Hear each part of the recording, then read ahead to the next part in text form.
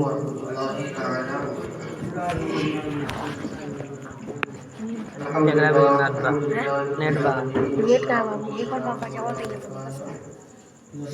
وآدم بين الماء والطين وعلى آله وصحابه أجمعين أما بعد فأعوذ بالله من الشيطان الرجيم بسم الله الرحمن الرحيم لقد كان لكم في رسول الله أسوة حسنة قال رسول الله صلى الله تعالى عليه وسلم النكاح من سنتي فمن رغب عن سنتي فليس مني صدق الله العظيم وبلغنا رسوله النبي الكريم ونحن على ذلك لمن الشاهدين والشاكرين والذاكرين والحمد لله رب العالمين. بولتے جائیے کہہ دیجیے سرنی لا کے رکھ دے جب ختم کرنا ہوگا. شام سے لے کر اب تک آپ نبی صلی اللہ علیہ وسلم کے اشعار آپ نے سماعت کیے اور مختصر سی گفتگو اپنے امام صاحب سے بھی آپ نے سماعت کی. تھوڑی دیر کے لیے میں بھی حاضر خدمت ہو چکا ہوں.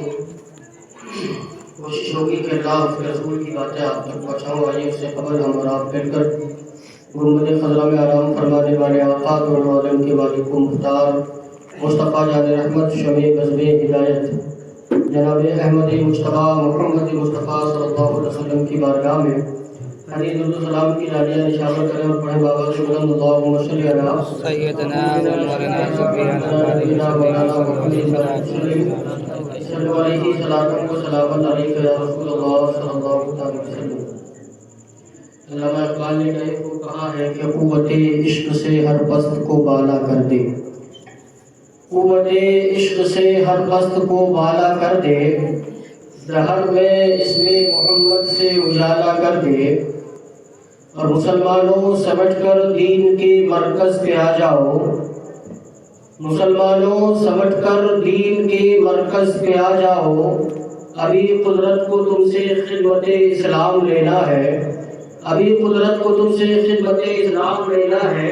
اور سبق پڑھ پھر سے صداقت کا عدالت کا شجاعت کا. سبق پڑھ پھر سے صداقت کا عدالت کا شجاعت کا. لیا جائے گا تم سے کام دنیا کی امامت کا. لیا جائے گا تم سے کام دنیا کی امامت کا. اور پھر اللہ تعالیٰ نے ایک خوبصورت انداز میں کہا ہے کہ بازو تیرا توحید کی قوت سے قوی ہے. بازو تیرا توحید کی قوت سے قوی ہے. اسلام تیرا دیش ہے کیونکہ تو مصطفی ہے. اسلام تیرا دیش ہے کیونکہ تو مصطفی ہے. عزیزان ملت اسلامیہ، ہم اور آپ بعد نماز عشاء اس محفل مبارک میں بیٹھے ہیں. ہمارا بیٹھنا، ہمارا سننا، ہمارا بولنا، یہ ساری چیزیں اللہ رب العزت کی بارگاہ میں اگر قبول ہوتی ہے تو ہمارے سے خیر و برکت ہے.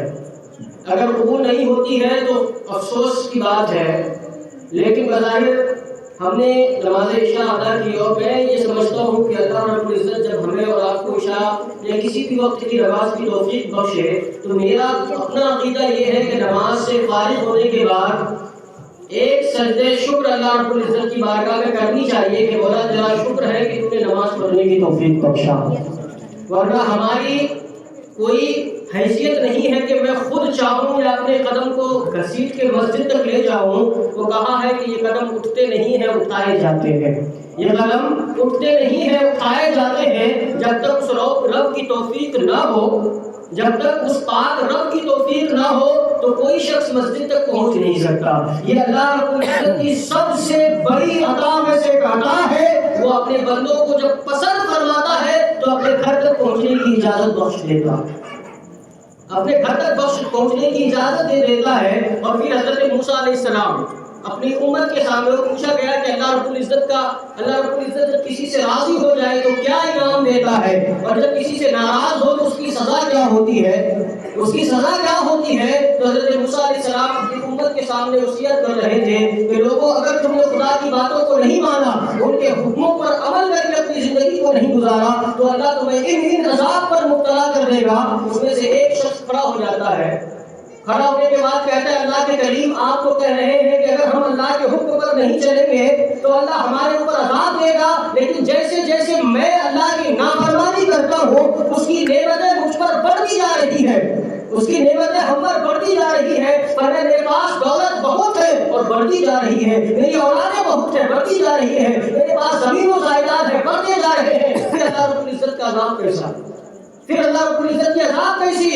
حضرت موسیٰ علیہ السلام کوہ طور پر پہنچے اپنے رب سے کلام کرنے کے لیے، کوہ طور پر پہنچے اپنے رب سے کلام کرنے کے لیے، اللہ رب العزت کی بارگاہ میں عرض کی اللہ کے میرے پروردگار میں تیرا نام لے کے کسی کو ڈرا رہا تھا، تیرے طرف کھینچ رہا تھا، لیکن وہ شخص کھڑا ہو کے کہنے لگا کہ میں جو رب کی نافرمانی کرتا ہوں میرے پاس نعمتیں بڑھتی جاتی ہے، میرے پاس نعمتیں اور بڑھتی جاتی ہے، پر میرے قریب میرے جو عذاب دینے کے انداز ہے، میرے جو عذاب دینے کا انداز ہے، میں نے اس شخص کو اس میں سب سے زیادہ عذاب میں مبتلا